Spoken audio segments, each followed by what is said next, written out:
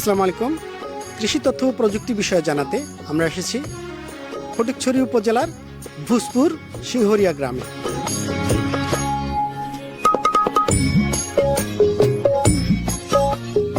কথা বলছি কৃষক মনির ভাইয়ের সাথে। মনির ভাই কেমন আছেন?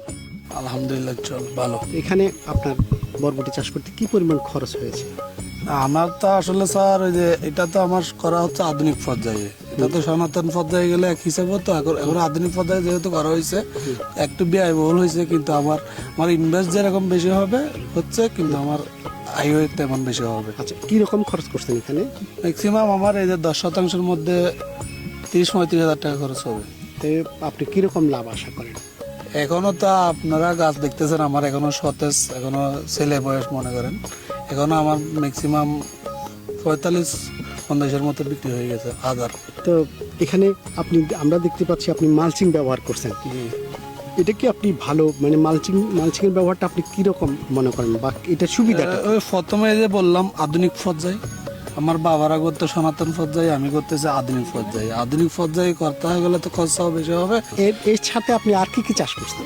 এর সাথে আমার আছে ওই যে শশা, বড় শশা, ছোট শশা, লাউ। আচ্ছা, ওই যে আমরা সম্পূর্ণ কিন্তু আবার পাশে আছে আমার ধান, এগুলাতে আবার ওই যে ধান কেটে আবার এখানে সবজি লাগাবো। আমি আধুনিক কৃষির সাথে সম্পৃক্ত। হাতে যেটা দেখতেছেন এটা হচ্ছে বড় শশা। এটা আমি আধুনিক পর্যায়ে মালচিং ব্যবহার করে উপসহকারী কৃষি অফিসারের পরামর্শে, আবুল কালাম আজাদ ভাইয়ের পরামর্শে আমি কৃষিতে নতুন পর্যায়ে নিয়ে আসার। এখানে আপনার যে মালচিং পেপার সহ চাষাবাসে সবকিছু মিলে কিরকম খরচ পড়ছে? এখানে মালচিং পেপার, এই যে লেবার ক্রস, মনে করেন বীজ, সার, সার দেওয়া, সব কিছু মিলে ম্যাক্সিমাম আমার 65-70 হাজার টাকা খরচ হবে।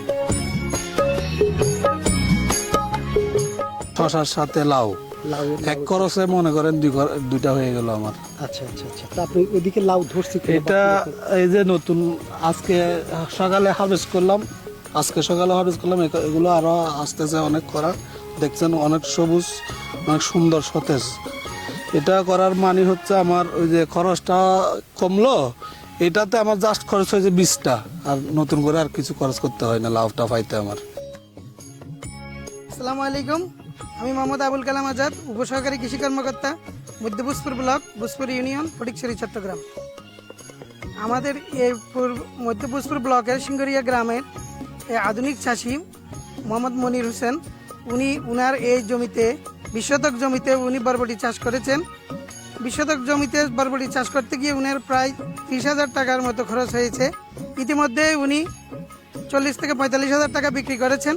উনি আশাবাদী এখান থেকে আরও 50,000 টাকা বিক্রি করতে পারবেন। মালচিং পদ্ধতি ব্যবহারের ফলে উনি বিভিন্ন রোগের থেকে বালাইয়ের আক্রমণ কম হচ্ছে বলে উনি আমাদেরকে জানান।